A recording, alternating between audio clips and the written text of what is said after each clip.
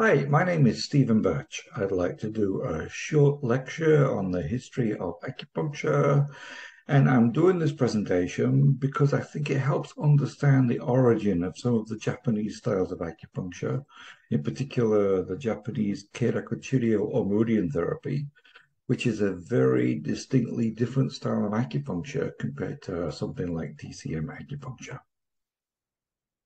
So let me get my PowerPoint uploaded.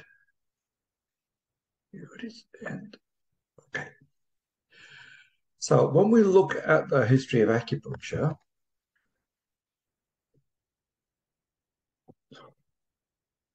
sorry about this. There we go. When we look at the history of acupuncture, what we see is that as we know, the tradition of acupuncture began around 150 BC with the Hongdian Aging texts. Here is Paul Unschult's translation of the Suwen. Here is his translation of the Lingshu. Paul Unschult, for those who are unfamiliar, is probably the world's leading scholar outside of Asia, who's done a tremendous amount of work investigating the origins and providing accurate translations and scholarship of these texts. But the traditions of acupuncture began out of a lot of there was a lot of different factors involved in how and why it developed. And it also represents that these early texts represent a collection of ideas from many, many different authors. And what we think happened was that coming out of the Warring States period, which you can see the dates here, the Warring States period predated the time of the Neijing. The Warring States period was very chaotic. There was big efforts made across China to try to help develop better leaders. And one of the ways of doing that is to improve the individual so that if the individual were to take on the mantle of authority, become the leader, they might do a better job of it and the country would be in a better state.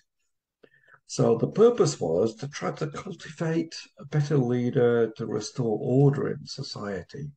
So you see movements like Confucian tradition beginning with Confucius, the Taoist authors and ideas of thinking that come from them.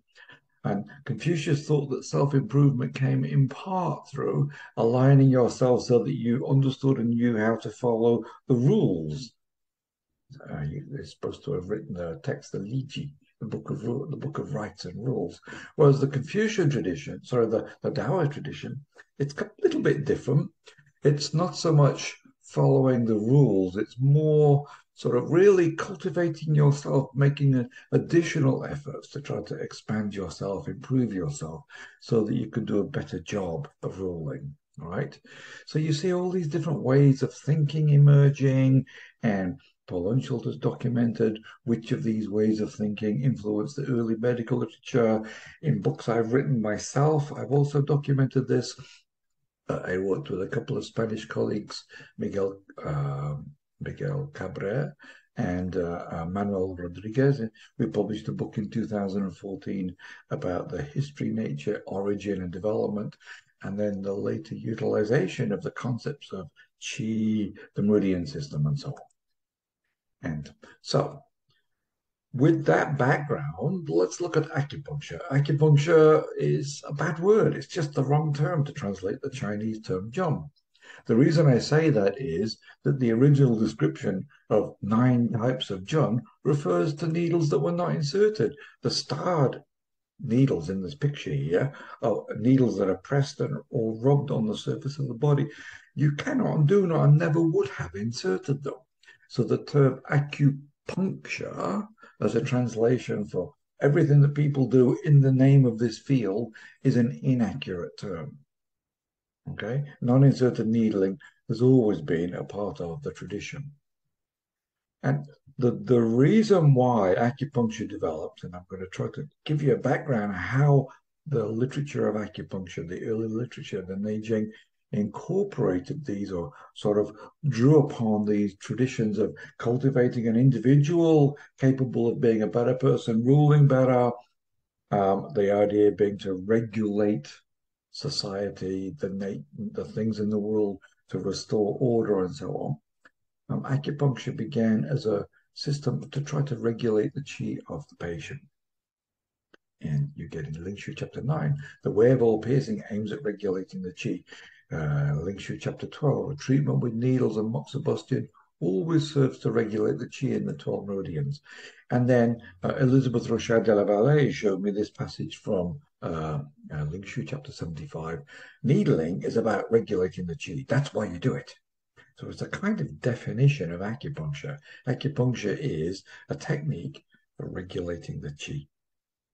Okay, this concept of regulating the qi, where does it come from? Well, in those early literatures that predate the Neijing, where they were trying to cultivate and develop better individuals who could do a better job of ruling society and return the country into a better, healthier state, to develop the superior person, a fundamental feature at the beginning of any other process is you've got to regulate your emotions, because if you do not regulate your emotions, it naturally disturbs the qi. So already before the time of the Neijing, emotions were seen as something that disturbed the qi. And a frequent alliteration that was used was the image of a pond of water.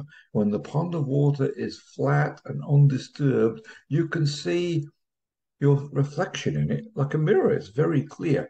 But if you drop a stone in the water, the ripples on the water distort the image. And they liken the expression of the emotions. Emotions disturb the Xin, the heart mind, and which naturally disturbs the qi.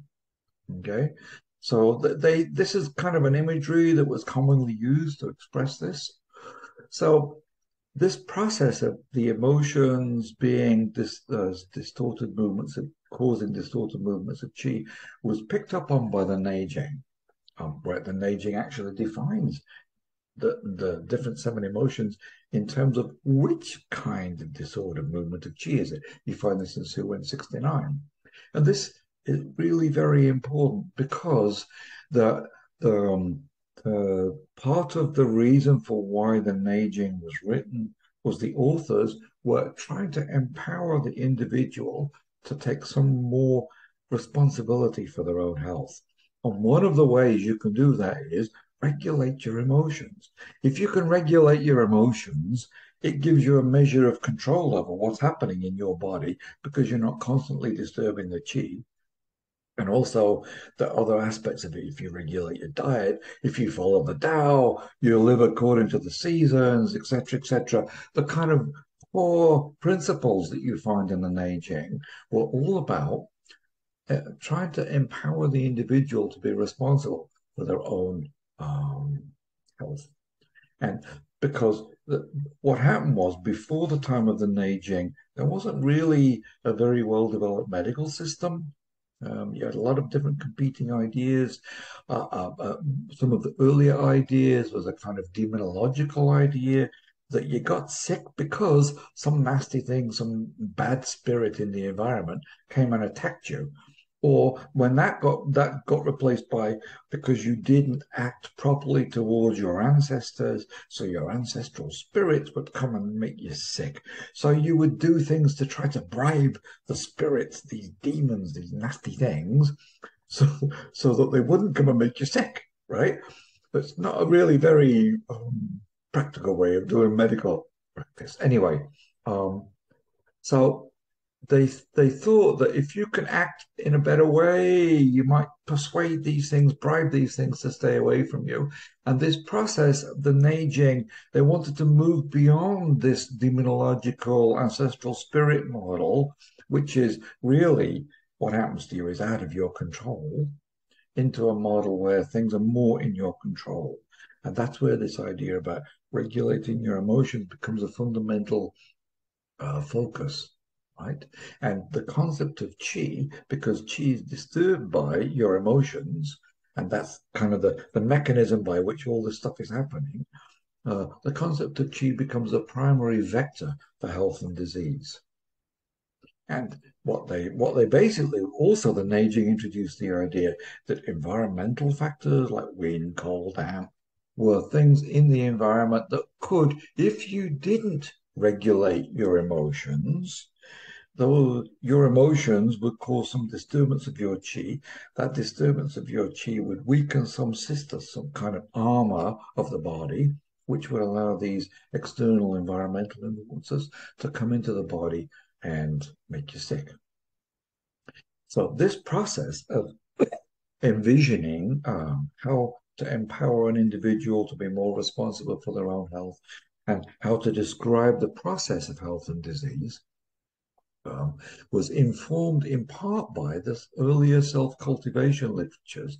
In particular, the Neye prioritized qi and development and refinement of qi in the body to create a healthier individual. So as I said, the Neijing takes as a starting point that you need to regulate your emotions. Paul Lynchholt, in his introduction to his latest translation, his translation of the Ling Shu, has very clear explanations about this. I think it's worthwhile having a look at that. Okay. So as I said, not regulating your emotions causes disturbances in your body. That allows these external influences to penetrate the body and cause disease. Right. So presumably, because the person has not regulated their body, therefore we as therapists have a tool, the John, the metal tool, the 9 metal tools or needles. We use the needles to try to restore the order to the qi, to restore the balance of the qi, to help the body get rid of these external influences which are triggering symptoms. And in the process of developing this notion that we as therapists, instead of the individual only being responsible for their own health, but something went wrong and they didn't manage it, now there's another person, the therapist, who's going to try to help restore the balance in the body using metal tools. And the target of the metal tools are the meridians, the jingmai. This is the primary reason for developing the concept of the jingmai. And if you can do a good job to regulate the jingmai, that restores balance to your emotional control, that restores balance to the internal functional systems. So anyway, this way of thinking about the origins of acupuncture emerges out of the latest available scholarship that we found when we were writing our book in 2014. And so in this concept of the development of the meridians as the primary target of treatment, they also said, well, you don't just stick them anywhere. You don't just use them anywhere. These needles are used and directed to the acupuncture points, the shui. So the acupuncture points are also derivative of this. And the early definition of an acupuncture point as a place where qi wanders in and out of the body is to do with, this is the location where you get the best leverage on influencing the qi of the patient. Okay. So the concept of the meridian, just very quickly, the 12 meridians are based upon earlier ideas, the earliest version of the 12 meridians, but then, so it's better to not call them the 12 meridians. There were earlier things called the 11 Mai, which were described and found in texts dug up in archaeological digs from the Zhangjiashan, 186, and the Mawang Dui, which many people know about, from 168 BC. And there's different texts that describe these 10 or 11 Mai, etc. There's also a Mianying figure, which is supposed to represent the Mai as well. But the 12 meridians, the 12 Jingmai, are a very, very complicated, sophisticated extension of the earlier descriptions of the Mai. They allow for and incorporate many different ideas and methods and so on, okay, and are the primary target of treatment. The original Mai was said to contain qi and blood, but that was it. It didn't really say anything more. It doesn't come with any other theory beyond that. Whereas the 12 meridians, the 12 Jingmai, not only contain qi, but this qi circulates, and this circulating qi, it needs to be balanced, it has to move properly, it needs to reach all the different areas of the body, etc., etc. And the primary function of the 12 meridians is the Jingmai regulates the associated structures in the body, organs. So you needle the meridian in order to be able to influence its associated structures inside the body, because the primary function of the meridians is to help regulate the structures inside the body. So if you regulate the 12 meridians, that gives you tools and or targets, locus for applying treatment with these metal tools, 9 needles, to help restore balance and better functioning to the internal systems. Okay, and this is primarily achieved in very simple language. Okay, a meridian becomes deficient, tonify it. A meridian becomes excess, drain it. So one meridian is deficient, one meridian is excess. If you tonify one, it naturally restores balance to the other. Yin-yang theory is doing this. And if it's insufficient to restore balance throughout the whole system, and there's still something excess, then you can drain it. But the idea is you want the 12 meridians level, more equal to each other at the end of treatment. That's the core idea of acupuncture. And so this system comes out of this desire to develop a way of thinking that attempts to try to empower the individual to be a bit more responsible for their own health. It comes out of a way of thinking that derives extensively from early self-cultivation literatures. It borrows from that because early self-cultivation literatures, for example, in the Neiye, which is considered to be an early Taoist treatise, and some authors say predating the Tao Te Ching, the Zhuangzi. It's not so clear, but certainly it's a very important thread of Taoist thinking. The Neiye has really clear statements about doing activities, breathing, exercise, posture, emotional control, mental control, etc., sort of self-cultivation techniques to try to draw qi into the body. And once you get it, to try to refine it and build it up and build it up and refine it so that you become an enlightened person, better able to rule. But in the Neiye, it has this description. This qi cannot be halted by force, yet can be secured by your inner power. The term inner power refers to the term de of the Tao Te Ching. It cannot be summoned by speech. You can't call it. You can't say, come here. It's welcomed by your awareness. This term, the word awareness is used here. This refers to the Chinese character yi. And don't think of yi in very simplistic terms as intention. In the Neiye, the yi represents a cultivated state of mind. It's only when you've done these self-cultivation techniques and achieved this cultivated state of mind body, in that cultivated state of mind body, you can welcome the qi. And once it's there, you can start to do something with it. The language of acupuncture borrowed from this. You find passages about needling in Lingshu chapter 1, and there's an explicit passage in Lingshu chapter 9 that almost word for word borrows from passages that you find in the Neiye. And there are a number of other examples of borrowing from other self-cultivation literatures that have been pointed out by different authors. So this is important because the person who is working with their own qi in self-cultivation literatures has to reach a certain stage of development, right? The superior person. You have to do these exercises and breathing and all these different things, which are not so straightforward and take time to learn how to do and refine and to achieve the state where you can start to work with qi, which means that the language of needling, when it talked about using needles to regulate qi, borrowed from this literature and talks about how it's the individual who is the practitioner needs to be a superior practitioner, meaning cultivated. They have developed these inner mind-body states that allows them to work with the chi of the patient. Okay, whereas beginners can't do that. So what you find in the early language of needling, and there's some beautiful passages in the Ling Shu. Chip Chase and Dan Bensky wrote a very nice essay looking at an 18-line passage from Ling Shu chapter 1.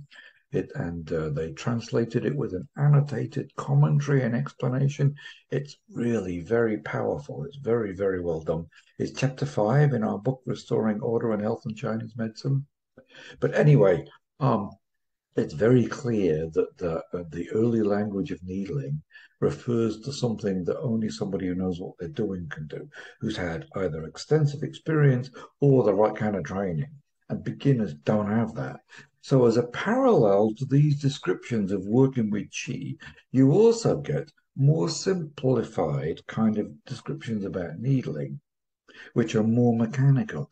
Needle with the flow of the meridian.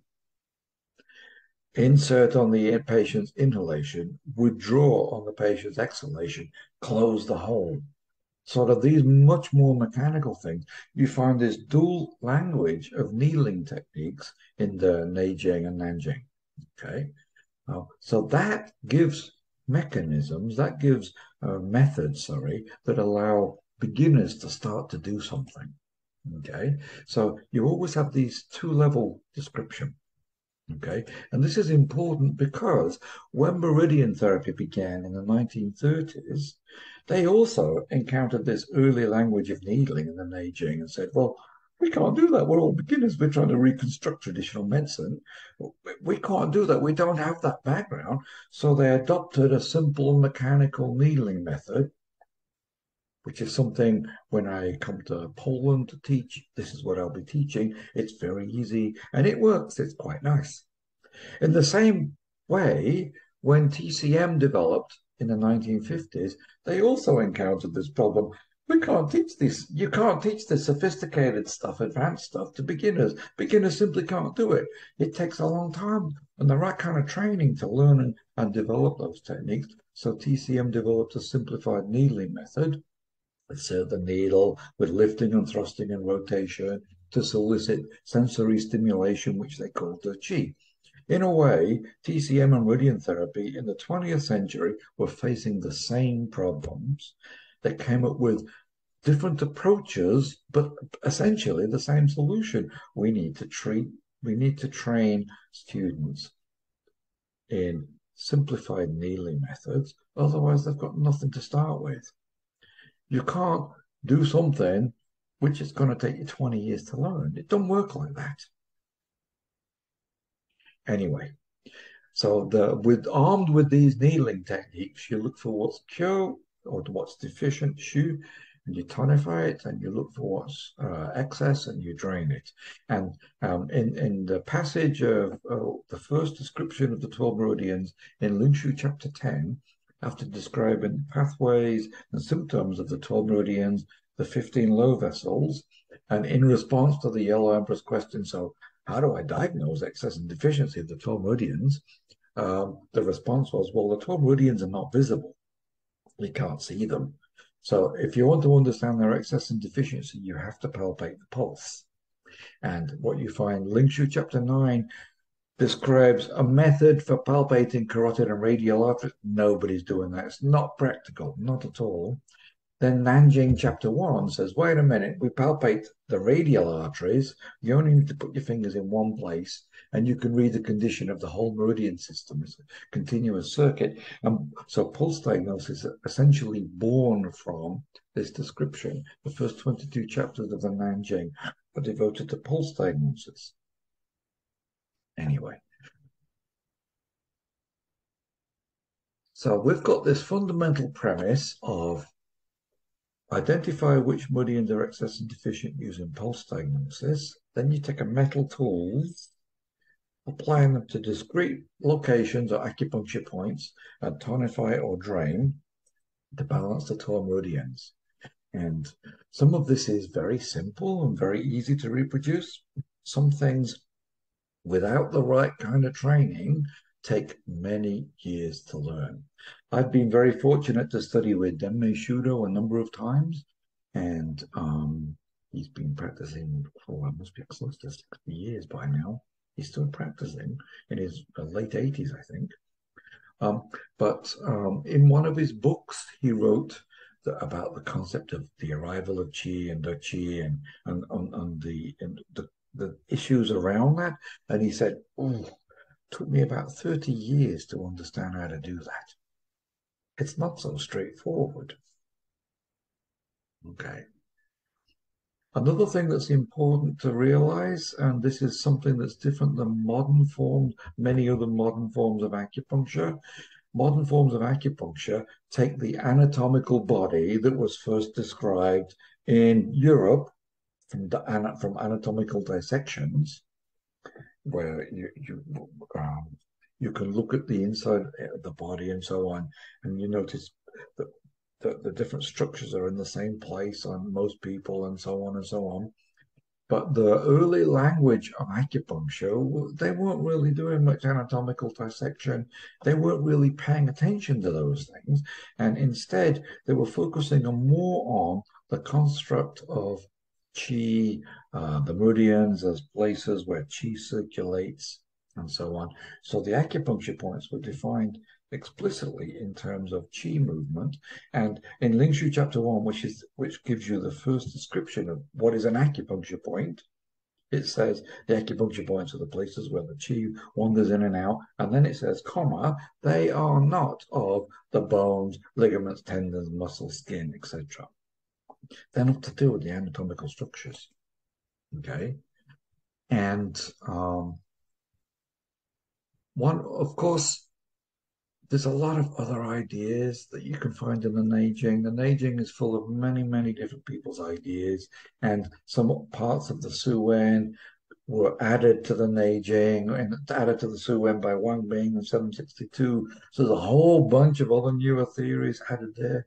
I'm not talking about those. I'm talking about sort of core underlying what were the primary motivations for the development of acupuncture and the concept of meridians, acupuncture points, using metal tools to regulate qi? Okay, so meridian therapy, which we're going to talk about its origin and nature in a few minutes, in a little while, it focused on this focus, it's precisely what I just described, and tried to come up with a model that practiced on the basis of that. Okay, so if we move beyond the Neijing, another important text which I've already mentioned is the Nanjing. The Nanjing was about a couple of 100 years, 300 years later, 200 to 300 years later than the Neijing, and it's not just a commentary on the Neijing. It came up with a whole brand new set of descriptions, and in the Neijing describes use of needling and moxering and bloodletting. It mentions a couple of herbs here and there, but hardly anything. It's really not really about herbal medicine. The Nanjing only describes the use of needles to regulate qi. It's an acupuncturist acupuncture text. And Paul Unschel also argues that the Nanjing, because it was written by one author, what he tried to do was he tried to systematize all of these different theories from earlier that you find in the Neijing. He came up with a much more systematic, non-contradictory set of descriptions, which Unschel argued forms the foundation for what he called the theory of systematic correspondence, which then informed later medical practices throughout China. Okay, and this is Paul Unschel's translation of the Nanjing. And the primary focus of the Nanjing is to regulate the qi of the 12 meridians using needles. And as I mentioned already, it extensively described pulse diagnosis to the point that Unschel argues this is the origin of what we call pulse diagnosis.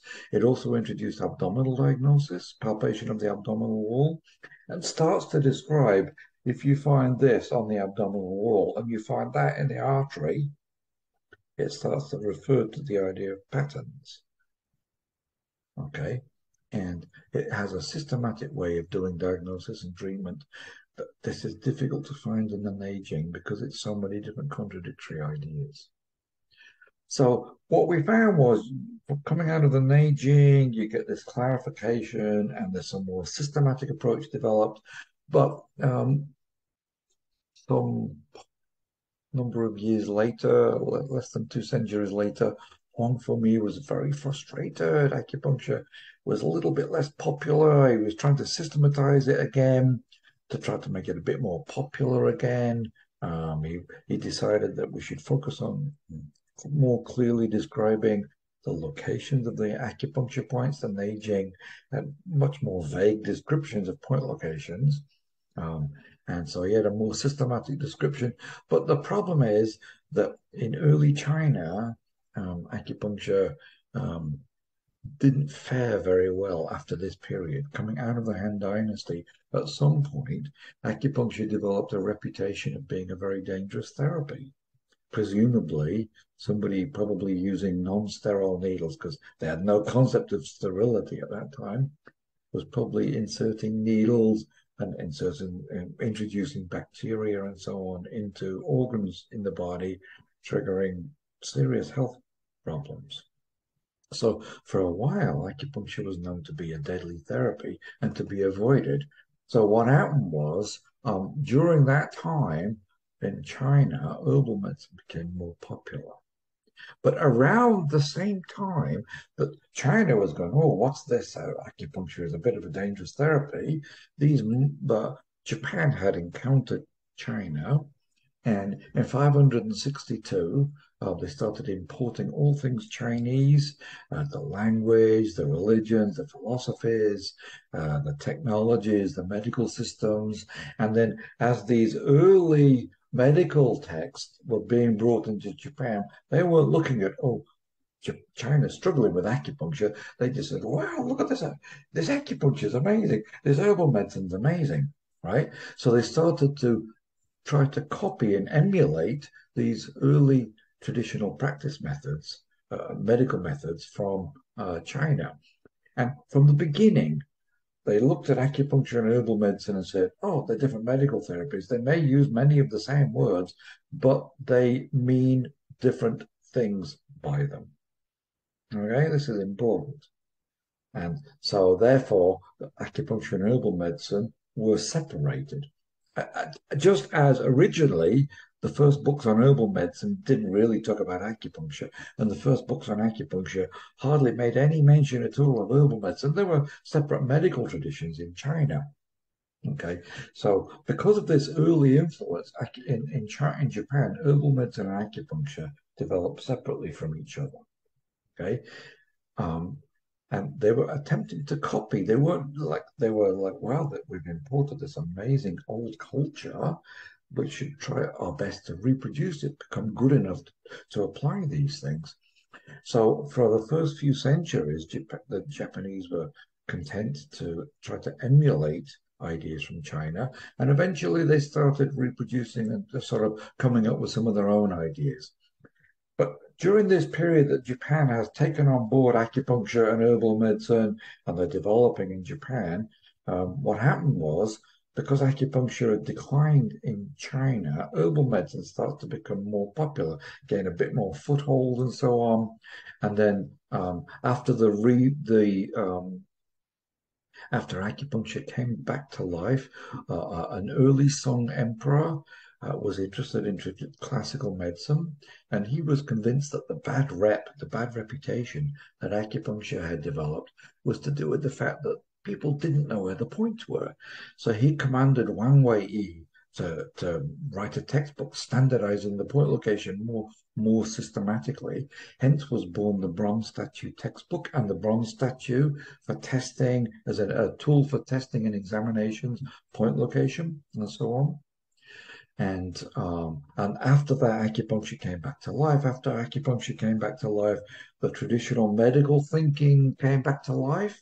And then this traditional medical thinking then further informed herbal medicine thinking, and you get this birth of new herbal medicine traditions, the Four Masters and so on. So during that phase, when in China, acupuncture come back to life and herbal medicine really experiences a big surge, acupuncture and herbal medicine start often in some texts, they appear together. In other texts, this is an herbal book, doesn't mention acupuncture, acupuncture book doesn't mention herbal medicine, but you start to see the appearance of some texts that describe the two together. This didn't really happen much in Japan. They developed separately.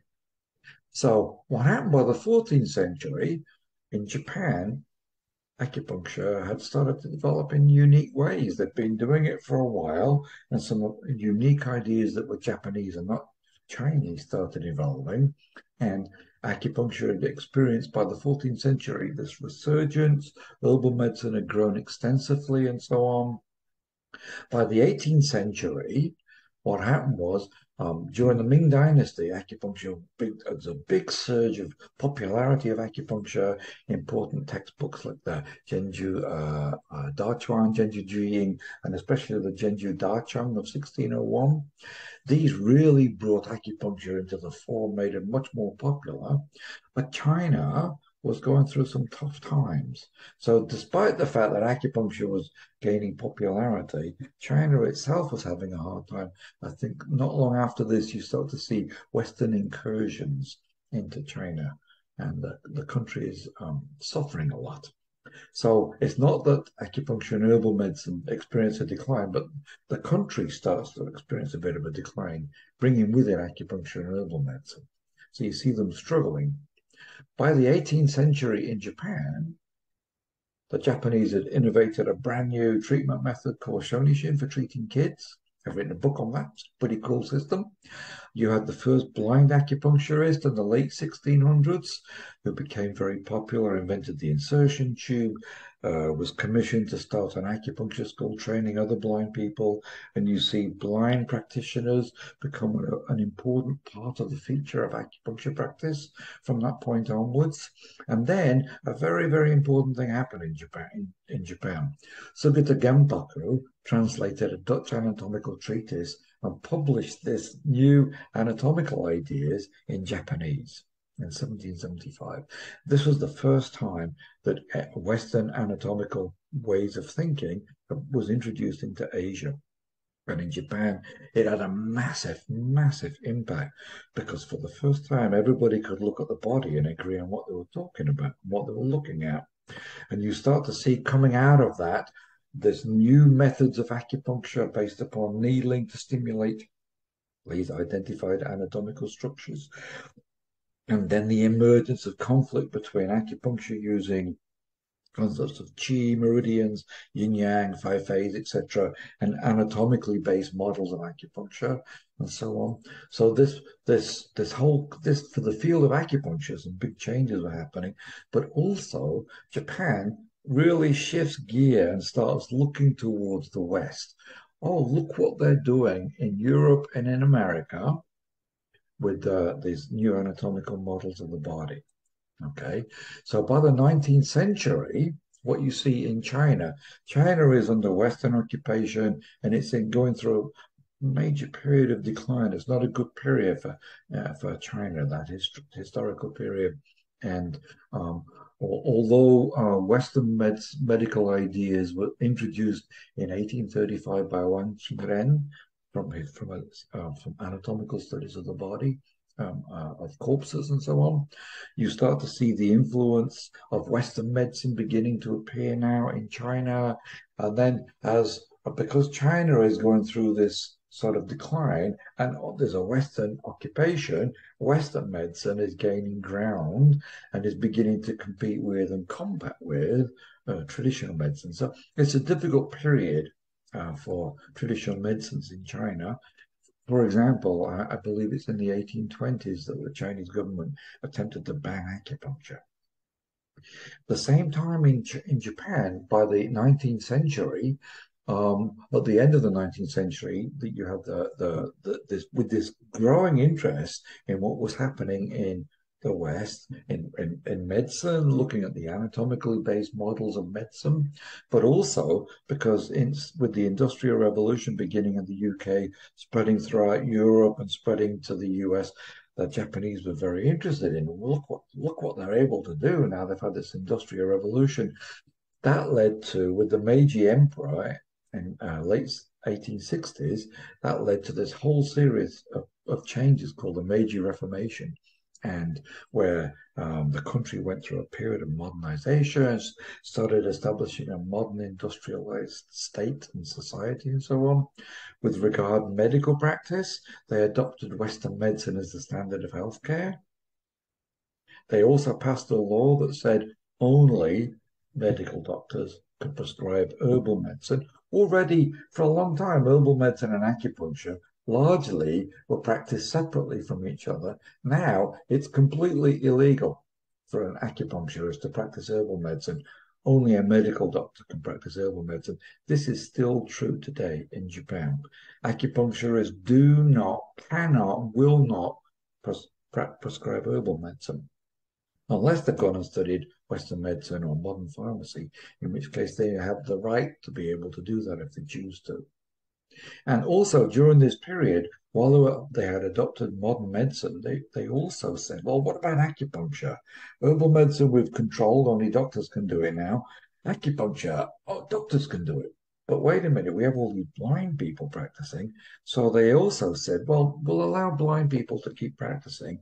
So a sighted person like myself, if I was in Japan in the 1870s, as a not blind person and I'm not a medical doctor, I would have had to stop practicing acupuncture. And then by 1915, this process of active government suppression of traditional medicine, you get the banning of any reference to Qi, Jingmai, meridians, etc., in the curriculum of training for blind people. So blind practitioners were only learning modern anatomical models of the body for doing acupuncture. Doctors practiced acupuncture on the basis of that. But the government made a strategical error. We'll come back to this in a little while. They started to allow some sighted people to do acupuncture again. We'll talk about this later. The same period, by 1915, in China, Western medicine is really on the rise and traditional medicine is on the decline. And there were efforts for these different traditional medical groups to come together, try to sort of establish themselves. I believe it was around this time that the term Zhongyi was first used, Western medicine, as opposed to Chinese medicine, as opposed to Shi'i Western medicine. It was that duality of Shi'i Western and Zhongyi Central Chinese medicine. But it didn't survive. That terminology wasn't really adopted until Mao in the 1950s. Here we have an illustration from a nice paper by Park et al. That shows, you can see what I just mentioned about the declines and changes happening in China and Japan. It was all across Asia. During the period where Western cultures, Western countries were penetrating into, invading into, or influencing and exporting their ideas and methodologies, etc., into Asia, and Asia was trying to export theirs to the West, but traditional medicine went through major decline all across Asia. So by the late 1800s, early 1900s, and the column on the left, in all of these countries, China, Taiwan, Korea, Japan, traditional medicine was really restricted or really suffered. And it starts to come back to life in the period around the Second World War, or just after the Second World War. Okay, late 40s, early 1950s, you see traditional medicine being revived. And what you see is the acupuncture was licensed for the first time in Japan in 1948. Acupuncture, moxibustion, and massage. And up until Nixon opened China in the 1971-72 period, nobody knew what was going on in China. Nobody had heard of TCM, right? So textbooks in the West in English were mostly Japanese influenced, right? But then Chinese acupuncture burst on the scene after that. Anyway, if we look also from the 1950s, 1915s, let's quickly talk about the 1930s.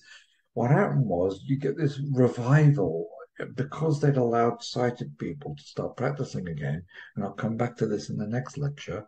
It led to a revival of interest in traditional medicine and traditional acupuncture, which eventually led to the establishment of the traditional acupuncture system called Kerakuchiryo or Meridian therapy. The same period in China, quite the opposite was happening. The Kuomintang government was trying to ban acupuncture, and China was in a really poor condition under Japanese occupation and so on. The country was in a really poor state. Then in 1950s, in this period after the Second World War, in China, Mao, by 1955, he'd realized I don't have a functional healthcare system. I have 500,000,000 people in the country. I have a really massive public health problem. I have to keep traditional medicine, even though politically, based upon all of our philosophies, we should never allow traditional medicine.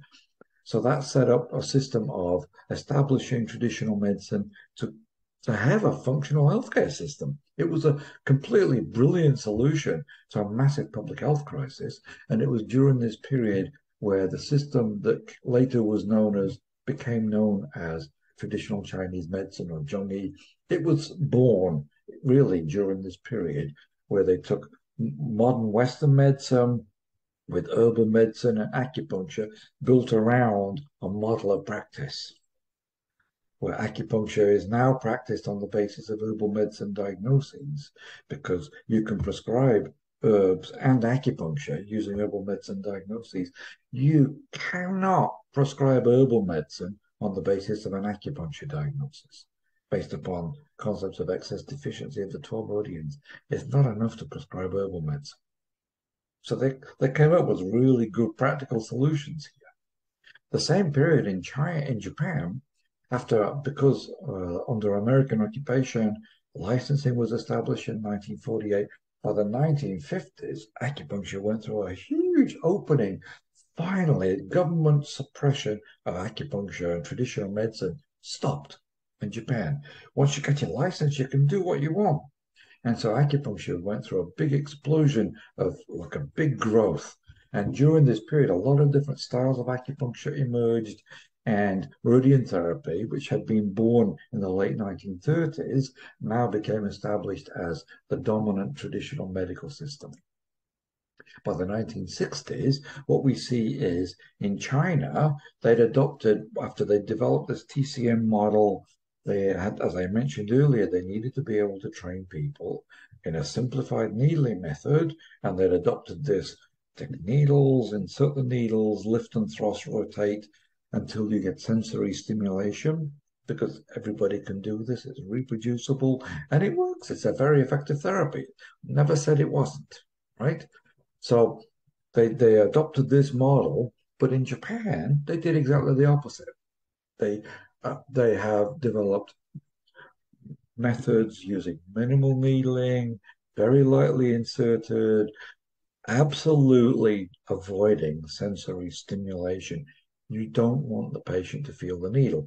So during the period of the 1960s, you see these big changes. It's not to say that there weren't other acupuncturists in Japan also doing strong stimulation, but traditional acupuncture focused on non-sensory stimulation, tapping needles in very shallowly, and eventually starting to do so with minimal shallow insertion, with no manipulation. Okay, and also in China, points became referred to in order to make sure that you get this strong sensory stimulation. The points become fixed anatomically, where you're more likely to get the stronger sensations you're looking for, so that you can guarantee to get the duchy. In Japan, the opposite's happening. Points are only found by palpation. If a theory says this point should be good and you palpate the point and it's not reactive, you don't treat it, regardless of what the theory says. There must be a reaction, and points move. They're not anatomically fixed. So what we see is today in acupuncture in Japan is profoundly different than in China. There's a good reason for this. There's a lot of historical reasons for these differences and how and why they developed and so on. But in Japan, you find traditional forms of acupuncture that like to use the concept of the meridians. Terapii is the best formulated model of this. There's also styles of acupuncture that really have almost no theory. It's just based on when I see this, I do that, it seems to work. Experience. And then there's other people coming up with new models of practice. This is also